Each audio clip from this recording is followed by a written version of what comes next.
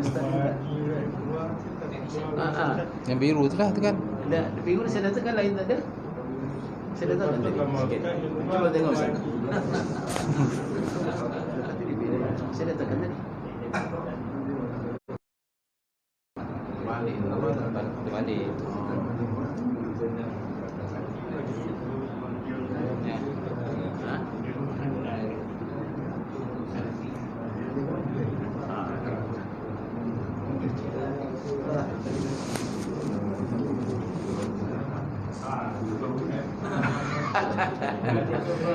Dia teknikal lah tuan.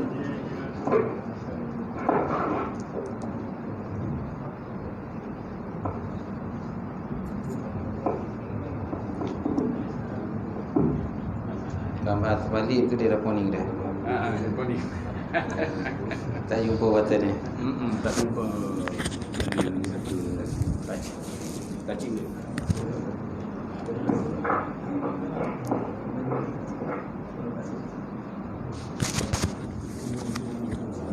Baik.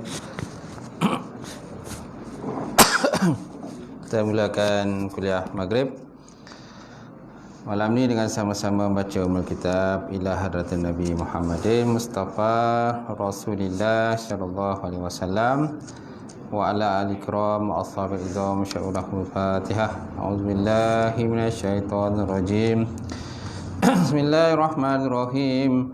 Alhamdulillahi rabbil alamin arrahmanir rahim maliki yaumiddin iyyaka na'budu wa iyyaka nasta'in ihdinas siratal mustaqim siratal ladzina an'amta 'alaihim ghairil maghdubi 'alaihim waladdallin amin.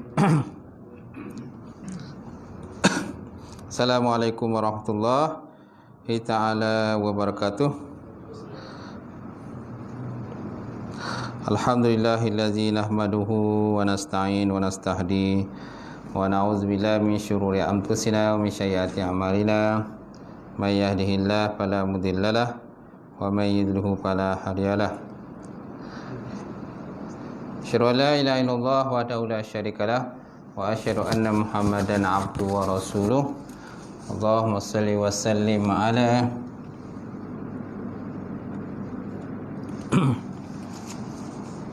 Sayyidina wa nabiyina wa maulana Muhammad imamil muttaqin wa qadul amjahidin wa ala alihi wa sahbihi ajmain. Amma ba'd.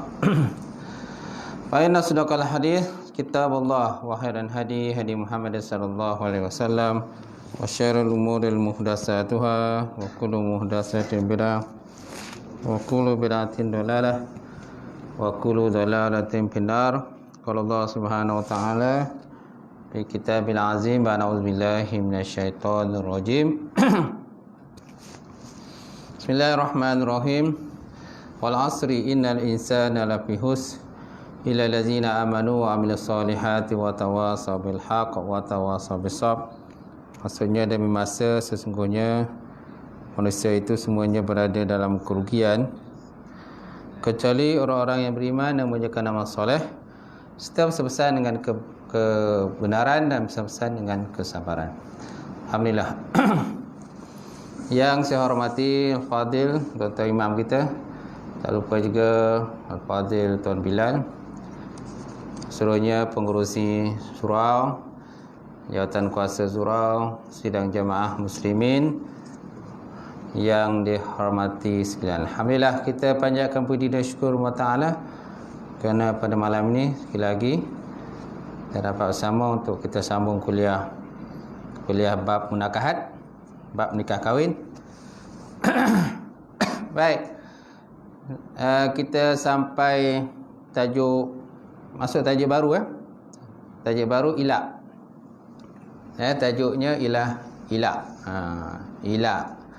Apa benda ilak ni? Ilak ke mengelak ke tak tahu lah. Ilak kan. Baik, terlihat pengertian ilak. Ilak daripada segi bahasa iaitu bererti sumpah. Bererti sumpah. Yaminun, yamin, sumpah. Hal ini berdasarkan firman Allah Subhanahu Wa Taala, wala ya'tali ulil fadli minkum was-sa'ati ayyutu ulil qurba wal masakin wala ya'tali ulil fadli minkum was-sa'ati ayyutu ulil qurba wal masakin. Surah Nur ayat 22. Maksudnya apa tuan-tuan?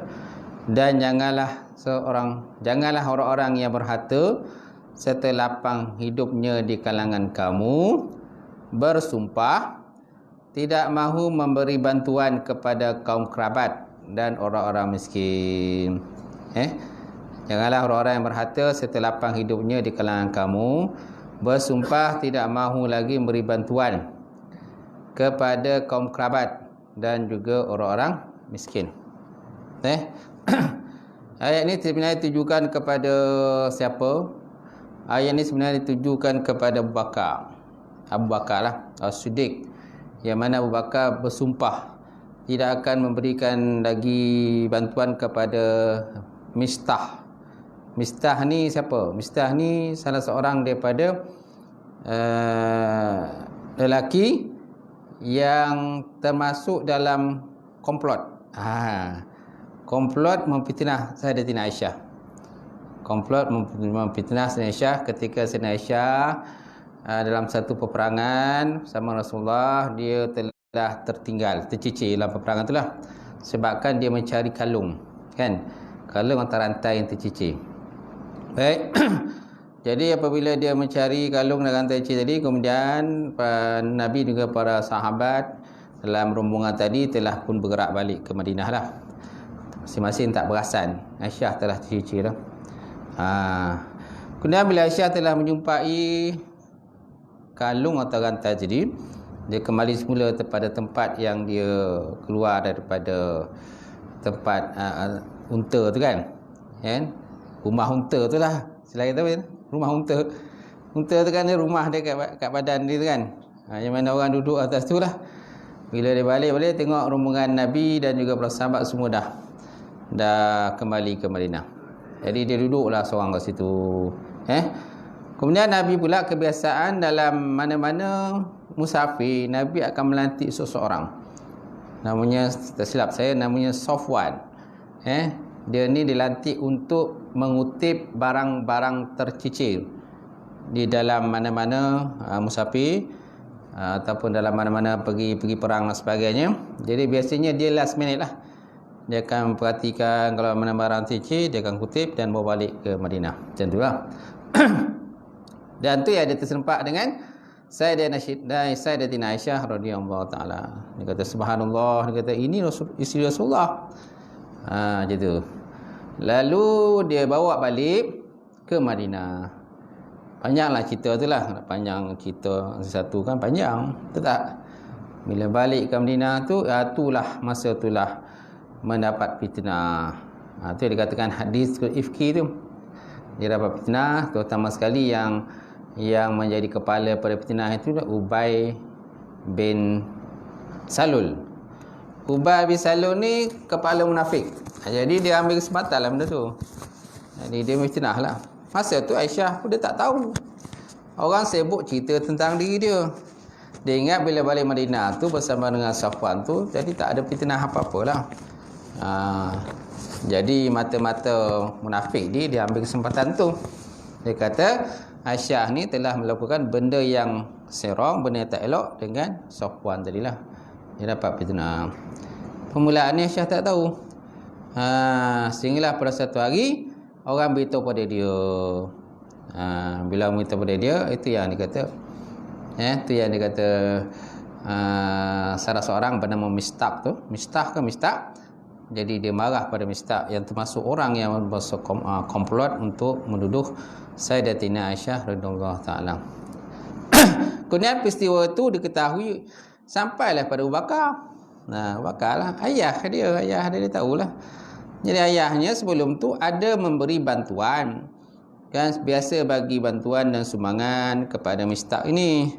Tapi bila dia tahu Mistah ini buat benda tak elok dengan anak dia, maka dia pun, Abu Bakar pun bersumpah dia tidak lagi memberikan bantuan kepada lelaki tersebut. Jadi perbuatan itu ditegur oleh Allah Subhanahu Wa Taala. Inilah ayat dia. wala ya'tali ulil fadli minkum wasa'ati ayyutu ulil qurba wal masakin. Janganlah orang-orang yang berharta serta lapang hidupnya di kalangan kamu bersumpah tidak mahu memberi bantuan kepada kaum kerabat dan orang-orang miskin. Kata silap saya, mistaq itu termasuk dalam kaum kerabat dia juga. Jadi akhirnya dia tak jadi meneruskan sumpah itu, maka lalu lepas tu dia bagi juga bantuan lah, walaupun dalam hati tu bongi jugalah kan. Sehinggalah turun ayat membersihkan Sayyidatina Aisyah radhiyallahu ta'ala daripada fitnah tersebut. Baik, kemudian kita lihat daripada segi syarak. Daripada segi syarak ataupun istilah, ilak bermaksud suami yang mempunyai hak talak bersumpah tidak akan menyetubuhi isterinya tanpa menyebut tempoh tertentu atau dalam tempoh yang melebihi daripada 4 bulan. Suami bersumpah, bersumpah dia tak akan menyetubuhi isteri lah, tak bermalam ataupun tak menyetubuhi isteri, sama ada tanpa dia menyebutkan berapa lama tempoh dia ataupun disebut tempoh lebih daripada 4 bulan. Jadi 4 bulan ni adalah satu tempoh yang boleh memudaratkan seorang isteri. Lainlah kalau suami itu meninggal ke, itu lainlah. Kalau suami meninggal ke kan, ataupun sakit ke, lainlah. Ini tak ada, suami sihat apa-apa, tiba-tiba buat sumpah macam tu. Jadi terasa lah isteri dia macam tu. Itu juga kalau tuan-tuan macam tu kan, kalau buat pada isteri, isteri pun bongi lah kan. Macam tu, ngajuk lah dah. Baik. Jadi ilak bermaksud suami yang mempunyai hak talak bersumpah tidak akan menyetubuhi isterinya tanpa menyebut tempoh tertentu atau dalam tempoh melebihi 4 bulan. So, apakah hukum ilak? Apabila suami bersumpah tidak akan menyetubuhi isterinya tanpa menyebut tempoh tertentu atau selama lebih daripada 4 bulan, dia telah melakukan ilak kepada isterinya. Hal ini menimbulkan beberapa hukum syarak kepada suami, iaitu hakim memberi tempoh selama 4 bulan bermula daripada hari dia bersumpah untuk tidak menyetubuhi isterinya. Okay? Hakim beri tempoh lah. Kau dah bersumpah kan? Tapi dengan syarat benda tu bawa pada hakim lah. Kalau tak bawa pada hakim, tak ada apa-apa. Isteri duduk diam ya, macam tu. Yang ni yang sekarang ni yang inaya, kena inaya isteri. Biasanya isteri lah akan file kan, dia akan mengadu kepada hakim dan sebagainya. Macam tu. Itu kalau isteri tahu hukum. Kalau isteri tak tahu hukum, tahu je lah. Suami balik ke, suami tak balik ke, dia pun tak tahu je. Suami bagi duit ke, suami tak bagi duit ke, tak tahu je. Apalagi kalau mungkin dia pun, isteri pun ada gaji, duit banyak, pendapatan pun okey, setiap bulan pun okey, 5,000, 6,000 setiap bulan. Jadi dia tak harap sangat dengan suami dia. Baik. Jadi tempoh ini diberikan sebagai satu peluang kepada suami menarik sumpah mula serta memberi kafarah sumpah ataupun membayar kafarah sumpah. Atau suami mengambil keputusan menceraikan isterinya sekiranya dia tidak mahu menarik sumpahnya semula dan tidak mahu memberi kafarah sumpah. Cuma ada dua pilihan lah. Dua pilihan. Hakim bagi dua pilihan, sama ada kan kembali semula pada isteri ataupun dia tak kembali pun boleh, tapi dengan syarat kafarah sumpah. Ataupun terus berpisah. Terus berpisah dengan isteri tadilah. Macam tu. Itu dia punya kesan daripada sumpah itu. Tapi kalau dia tak sumpah apa-apa, tak ada masalah. Dia tak sumpah apa-apa, tak ada masalah. Selagi mana isteri tak mengadu pada mahkamah, tak ada benda lah. Sebab ada kadang-kadang suami kadang tak balik, dia 2-3 tahun pun tak balik. 2-3 tahun tak balik. Nafkah semua tak bagi. Tapi isteri tak mengadu apa-apa pada mahkamah. Bila tak mengadu apa-apa, tak ada kesan apa-apa pada suami, pada rumah tangga dia. Tak? Jadi maknanya isteri itu sendiri yang kena buat pengaduan. Barulah hakim akan mengarahkan supaya dibuat siasatan. Betul tak benda tu berlaku? Kalau benda tu berlaku, barulah hakim boleh buat keputusan. Macam tu. Baik, seterusnya sampai tu pula 4 bulan ni tuan-tuan. Pembulan adalah satu tempoh yang boleh mendaratkan isteri. Sebab apa? Dia akan kedinginan. Istilah kita apa? Kedinginan, tidur seorang-seorang kan. Suami ada tapi tak ada. Suami tak balik-balik kan. Jadi dia itulah. Akhirnya tu yang berlaku kadang-kadang isteri yang kata bermain kayu tiga tu kan. Istilah kata. Bermain kayu tiga, lepas tu dia pula, isteri pula mengadu dengan orang kata bekas boyfriend lah dan sebagainya. Jadi akhirnya rumah tangga pun boleh porak-poranda lah bila dah ada masuk orang ketiga macam tu. Faham kan? Sama sekarang kan senang je. Tak? Tekan je set. Cari je Google je. Kawan-kawan lama tu tak? Baik. Sebab ada juga kadang perempuan macam tu. Dia declare, dia nyatakan dia kadang ada suami lagi tapi dia declare dia janda. Ada juga macam tu. Masuk pula grup janda dan duda. Betul tak?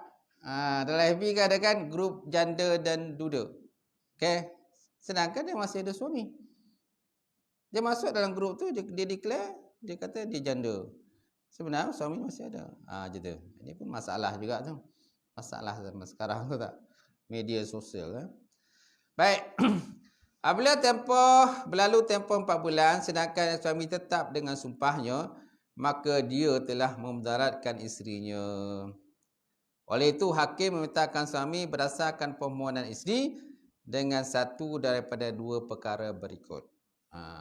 Nampak tak? Maknanya berdasarkan permohonan isteri. Nampak? Mana isteri kena memohon. Memfailkan benda tu lah. Betul tak? Kalau dia tak file apa-apa, tak kesan apa-apa lah pada suami. Macam tu. Walaupun mungkin daripada segi hukum, benda tu berlakulah. Dari segi hukum, benda tu salah lah. Sebab dia dah bersumpah tak balik pada isteri lebih 4 bulan. Daripada segi hukum memanglah salah. Tapi dari segi peraturannya, disebabkan dia tak buat aduan apa-apa mahkamah, tak berlaku apa-apalah. Macam tu.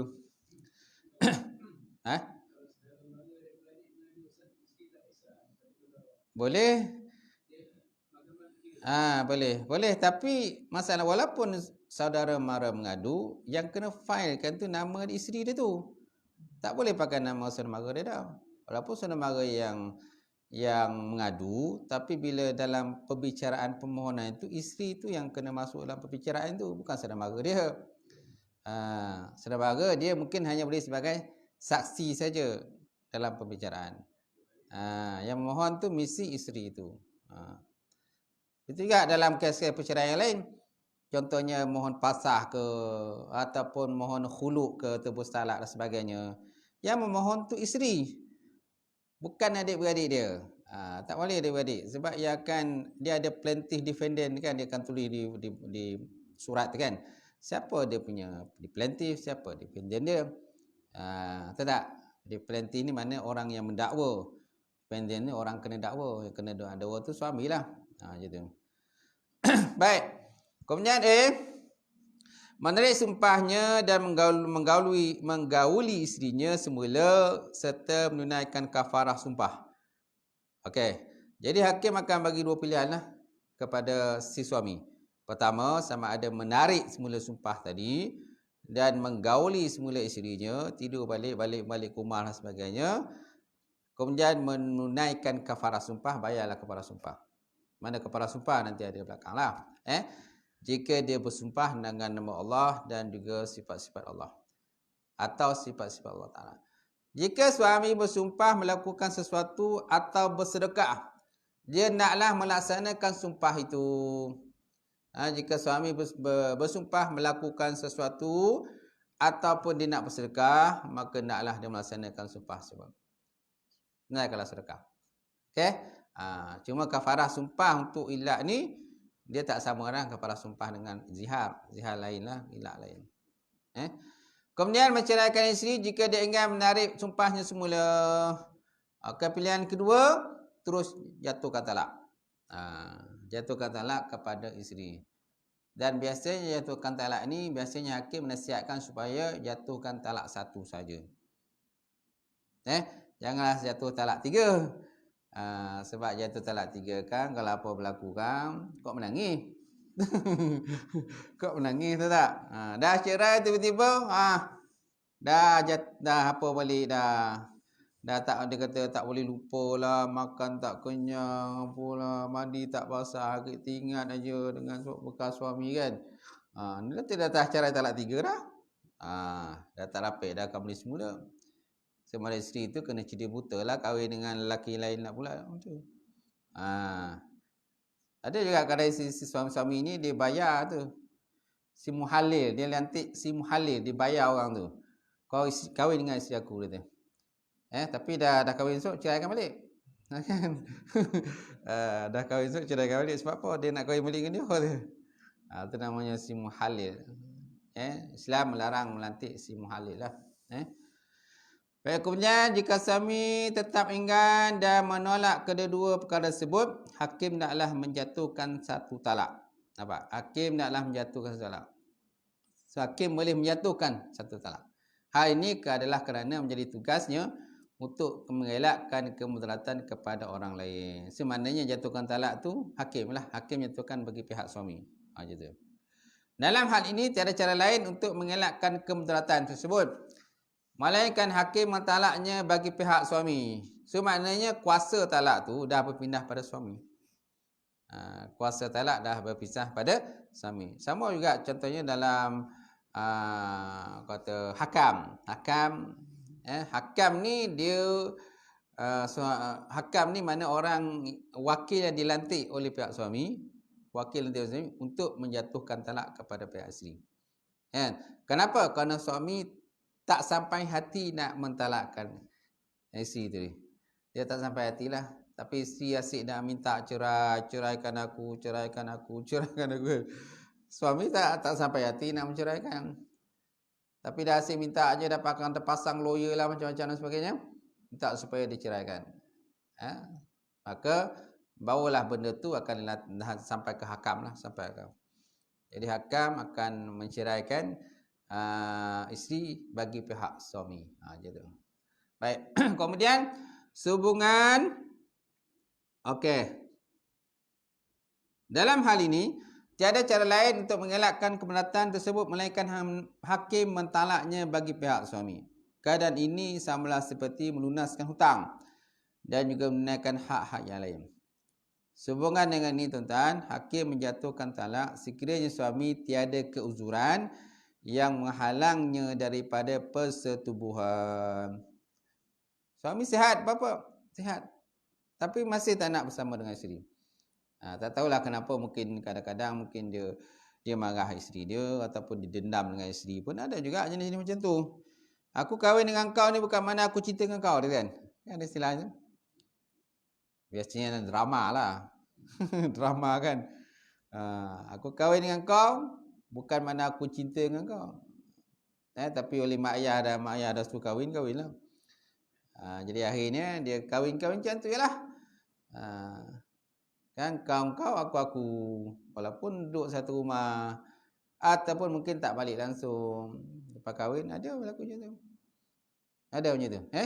Sebab kadang saya kerja macam mahkamah, kadang-kadang kita terima juga keputusan macam-macam keputusan mahkamah lah. Kes cerai ni, kes cerai kan macam-macam keputusan mahkamah.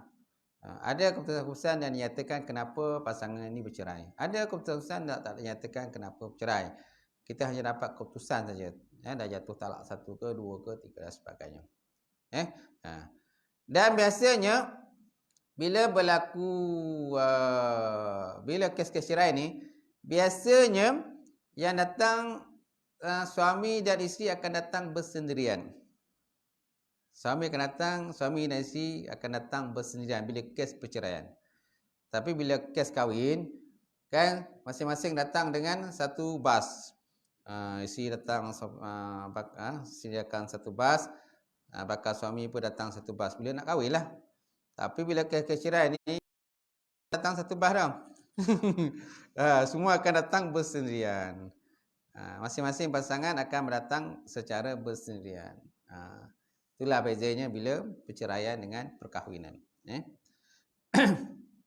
Baik, kemudian sehubungan dengan itu, hakim menjatuhkan talak sekiranya suami tiada keuzuran yang menghalangnya daripada persetubuhan. So hakim menjatuhkan talak sekiranya suami tiada keuzuran yang menghalang daripada persetubuhan, tapi dia sengaja buat. Dia sengaja dah bersumpah macam tu. Jika terdapat keuzuran seperti sakit atau seumpamanya, suami diminta menarik balik ilak, menarik balik sumpah semula dengan berkata, apabila aku mampu melakukan persetubuhan, aku menarik balik sumpahku semula. Macam tu. Kalau aku mampu melakukan persetubuhan, kan, duhul ataupun wati, kan, mana aku tarik semula sumpah lah. Itu kalau aku sihat lah. Macam tu. Itu boleh berlaku lah, tapi atas arahan daripada hakim lah. Macam tu. Hakim pun dia akan nilai. Hakim bila satu buat keputusan, dia akan nilai daripada pelbagai sudut.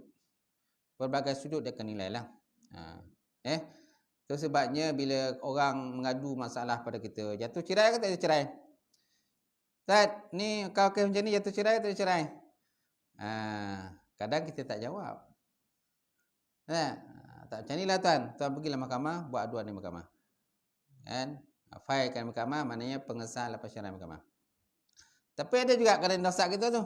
Ustaz, kau Ustaz ni bangang kau. Takkan Ustaz tak tahu hukum ni, jatuh talak ke itu talak? Dia pula gertak kita. Kan? Tak ada juga macam tu.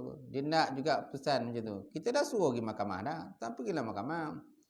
Biar hakim sendiri yang buat pesan. Sama ada jatuh talak ke tak jatuh talak. Macam tu. Tapi dia nak juga kita buat keputusan. Untuk pihak dia lah.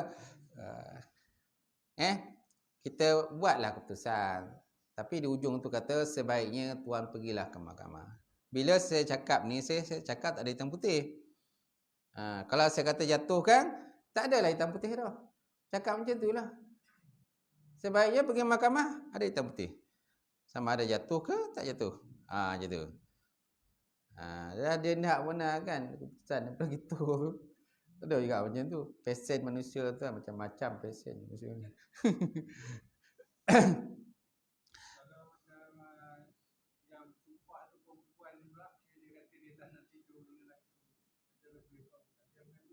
Itu nusyus. Nusyus. Kalau perempuan nusyus lah. Lelaki ni ilak lah. Ilak. Nusyus. Kalau manusia pun boleh juga. Buatlah aduan ke mahkamah. Minta supaya isteri tadi taat. Isteri taat semula pada suami. Minta taat lah. Macam tu. Suami isteri pun akan dipanggil lah ke mahkamah. Kenapa kau macam ni kan? Macam tu pun masalah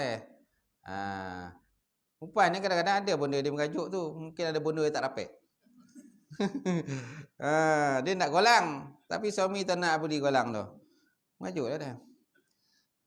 Dia nak golang, dia nak gantai. Dia tengok kan orang kawan dia tu ada golang, ada gantai. Suami tak diboli dah. Mengajuk lah dah.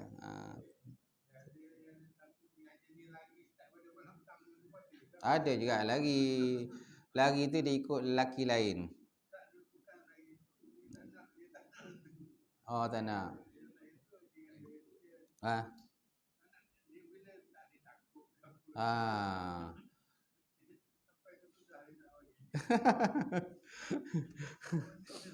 Itulah.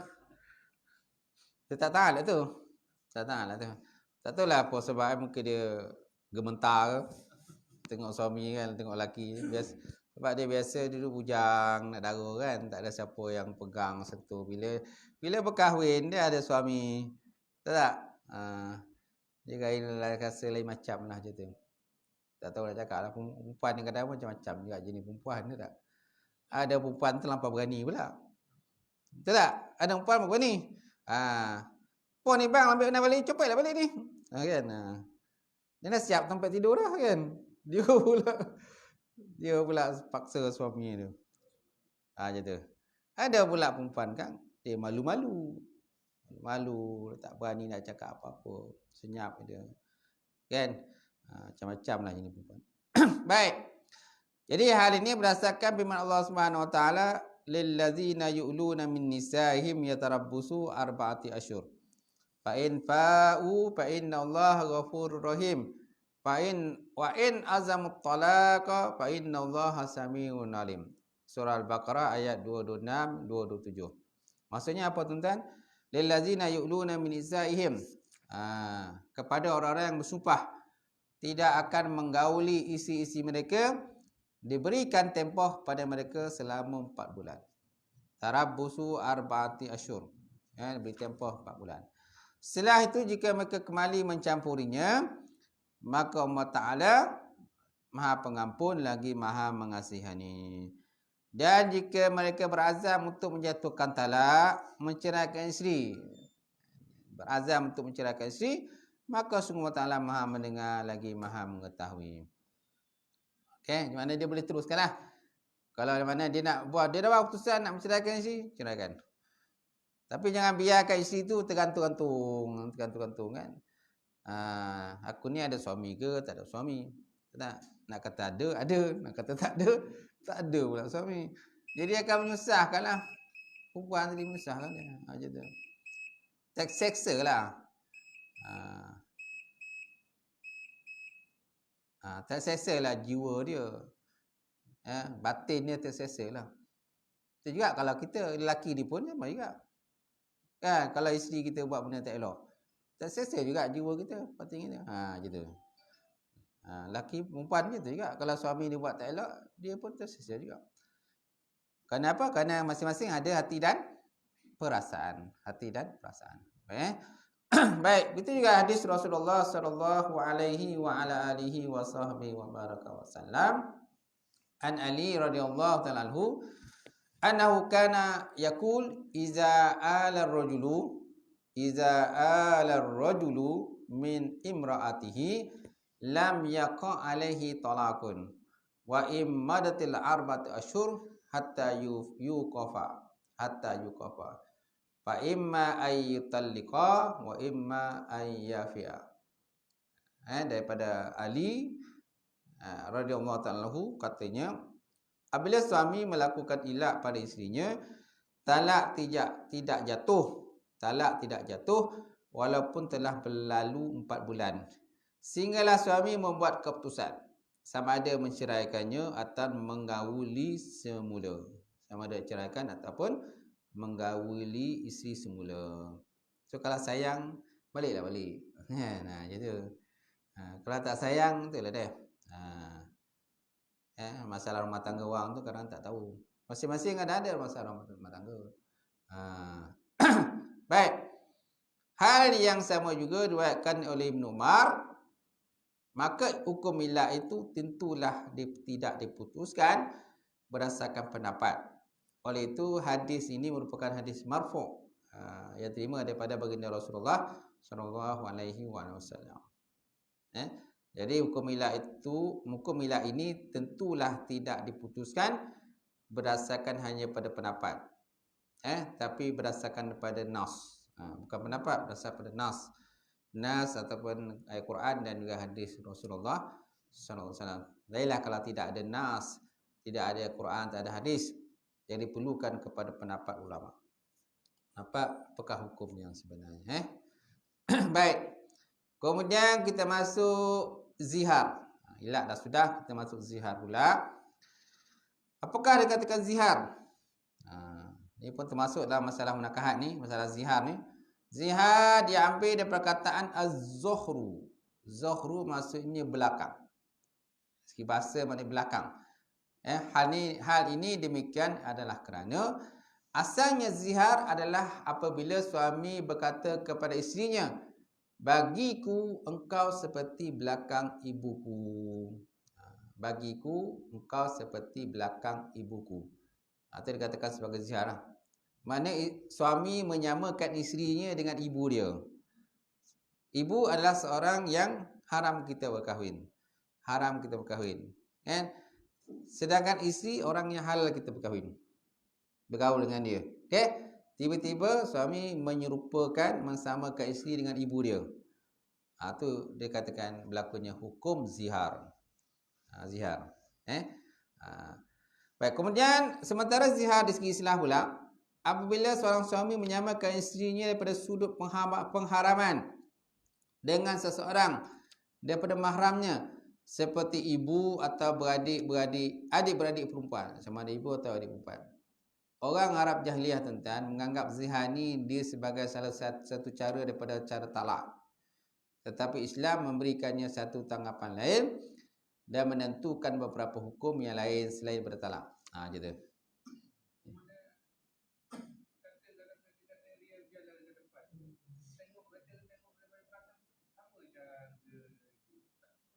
Tak boleh zihar. Mana menyerupakan belakang ibu kita dengan belakang isteri kita dengan ibu kita. Itu dikatakan zihar lah. Mana menyerupakan dengan orang yang tak halal kita berkahwin. Isteri kita kan kita halal berkahwin, tiba-tiba kita serupakan dengan ibu kita yang tidak halal kita berkahwin.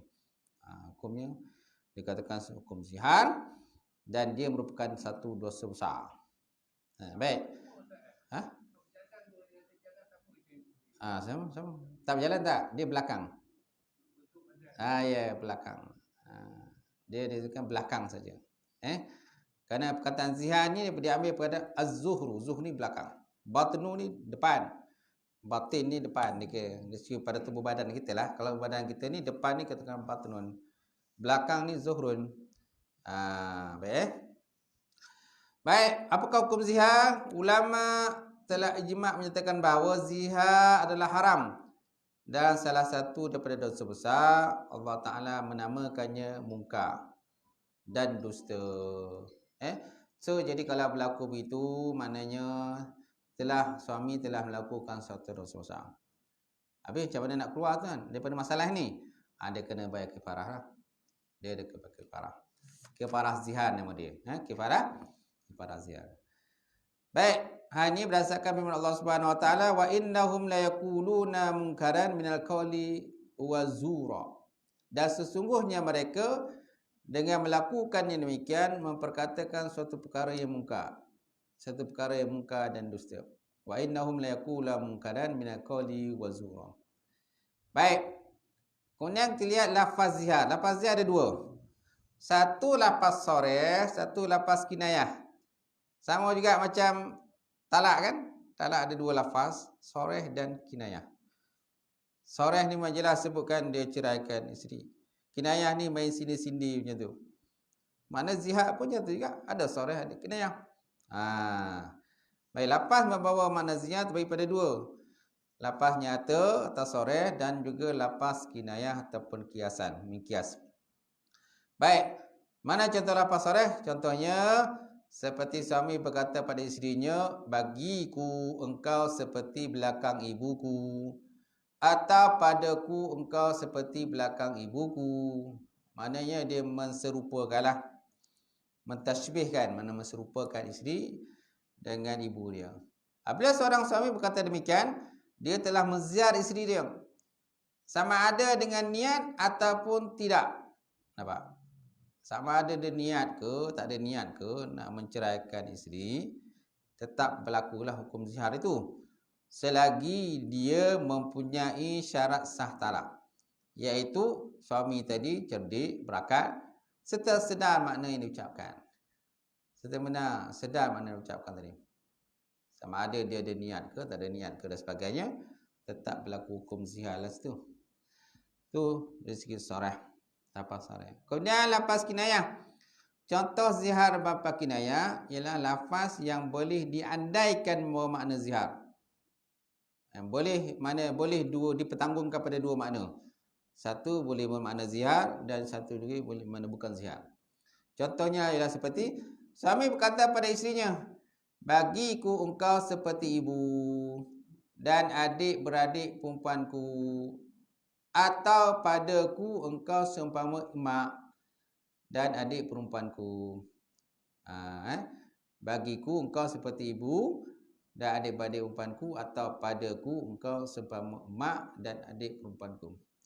Jadi apabila seorang suami berkata demikian, maka makna ungkapan tersebut adalah menurut yang dimaksudkan. Semana tengok pada niat. Tu niat pada suami tu. Dia niat menziarkan ke tak nak? Dia niat menziarkan. Jasru itu tuan-tuan adalah zihar jika suami yang mengungkapkannya bermaksud demikian. Sebaliknya jika suami bertujuan menyamakan isteri dengan ibu dan adik-beradik dalam sudut kemuliaan dan penghormatan, maka dia tidak dianggap zihar. Tapi dengan syarat dia bahasa kiasan tadi. Kalau dia bahasa kiasan, dia ada dua makna. Sama ada menzihar ke tak menzihar. Dia tengok pada niat lah. Sama juga dalam bab talak. Bab talak kalau menggunakan bahasa kiasan ni, kan, dia tengok pada niat suami lah. Salah satu daripada bahasa kiasan ni ialah contohnya menggunakan aplikasi WhatsApp ke, mesej ke kan, menggunakan hantar mesej pada isteri. Ini termasuk dalam bahasa-bahasa kiasan lah. Ulama telah jantan kuasa fatwa menyatakan ini bahasa kiasan. Macam tu. Kemudian jadi tuan-tuan lihat balik, sebaliknya jika seorang suami bertujuan menyamakan isteri dengan ibu atau beradik, adik-beradik perempuannya daripada sudut kemuliaan dan penghormatan, maka dia tidak dianggap zihar. Oleh itu tiada sesuatu pun yang wajib atas suami tersebutlah. Macam tu. Ini kalau menggunakan bahasa kinayah. Tapi kalau menggunakan bahasa soreh, kan, bahasa yang jelas, terang, dia tak akan bertanggung pada makna dua makna. Terus pada satu maknanya, makna zihar. Itu. Baik. So, apakah kesan daripada zihar? Apabila suami melapangkan zihar, sama ada secara nyata ataupun secara kiasan, dengan niat zihar, maka kesannya adalah seperti berikut. Kesannya pertama, jika ungkapan zihar diikuti dengan lafaz talak, maka hukum zihar dalam hukum talak. Kalau ada suami bila dah sebutkan lafaz zihar tu, lepas tu dia sebut talak, jatuhkan talak, maka berlakulah hukum talak. Dalam hal ini, zihar tidak membawa sebarang kesan kerana lafaz talak seolah-olah telah mentafsirkan zihar itu. Oleh itu tuan-tuan, hukum zihar terbatal dan hukum talak sahaja yang diambil kira. Kalau diikuti dengan talak lah. Kemudian jika lafaz zihar itu tidak diikuti dengan lafaz talak. Lepas suami mengucapkan zihar, dia tak diikuti dengan menjatuhkan talak pada isteri, atau sebarang perkara yang memutuskan ikatan perkahwinan, maka perbuatan suami itu dianggap menarik kembali kata-katanya. Jadi dianggap menarik semula kata-kata yang dia dah ucapkan tadi. Serta bertentangan dengan kata-kata tersebut. Perbuatan itu tidak meninggalkan isteri, perbuatannya tidak meninggalkan isteri, yang dizihar itu dianggap membatalkan penyamaan yang diungkapnya dan bertentangan dengan maksud ungkapan tersebut. Oleh itu suami perlu membayar kafarah dengan segera. Suami kena bayar kafarah lah. Mana kafarah dia? Kafarahnya okey bawah. Kafarah zihar.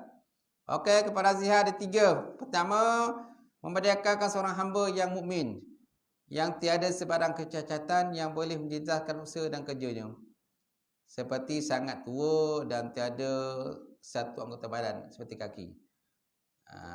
Jadi hendaklah merdekakan mana-mana hamba yang beriman, yang sempurna anggota dia.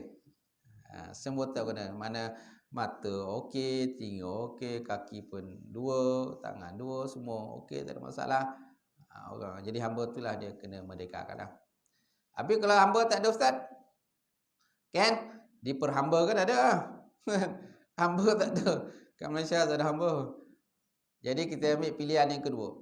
Jika tiada hamba, sebagaimana pada hari ini, suami tak mampu memerdekakannya, dia naklah berpuasa selama 2 bulan Qamariah secara berturut-turut.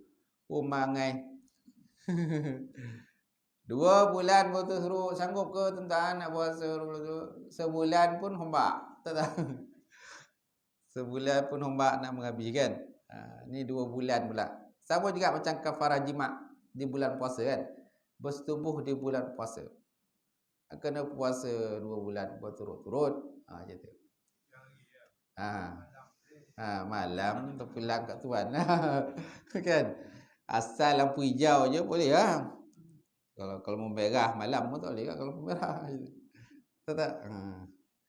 Baik, kemudian yang ketiga, jika suami tak mampu berpuasa atau dia tidak berdaya meneruskan berturut-turut kerana tua ataupun berpenyakit, dia hendaklah memberi makan kepada 60 orang miskin setiap orang secupak makan asasi sebuah negara. Bagilah 60 orang miskin setiap orang. Okey? Dan biasanya orang pilih yang ketiga. Dia pilih ketiga lah. Lainlah kalau orang tu kaya, kalau kaya dia akan pilih yang nombor satu. Kalau tak ada hamba mungkin nilai hamba lah. Kalau hamba tak ada, nilai hamba itulah mungkin dia boleh bayar. Betul tak? Kalau mungkin dia jenis orang yang tawaduk, dia boleh puasa 2 bulan berturut-turut, okey lah. Dia jenis orang kuat berpuasa. Mana bukan Ramadan je puasa, hari biasa pun dia gaji puasa. Ini memang jenis kaki puasa. Mungkin dia boleh pilih yang kedua lah. Dia kaki puasa, dia gaji puasa. Okey. Kalau tak mampu, baru ambil yang ketiga tu ni. Dan biasanya ramai yang pilih yang ketiga. Bagi makan 60 orang miskin. Setiap orang secupak makanan asasi sebuah negara. Kalau secupak berapa tu? Berapa gram kat tu kalau secupak? Itulah anggarannya. Bagilah kepada orang miskin. Macam tu. Faham? Macam tu. Ini berdasarkan hadis Rasulullah. Sampai situlah. Lepas itu nanti kita sambung. Cukup sampai situ. Wallahu a'lam bissawab. Ada pertanyaan, tuan-tuan? Sebelum saya tutup.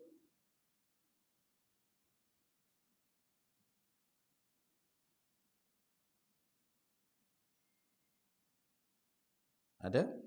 Tak ada? A'udzubillahi minasyaitonirrajim. Bismillahirrahmanirrahim. Alhamdulillah rabbil alamin wassalatu wassalamu ala asyrafil mursalin wa ala alihi washabbihi ajmain. Allahumma zidna ilman nafi'an wa yaqina as-sadiqa wa al mutaqabbala wa rizqan halalan mubarakatan katsira wa siyana fataya alim. Nawlana qulubana bin nuri ma'rifataka wa ta'ala ta'arifin. Allahumma faqina fidin. Allahumma faqina fidin.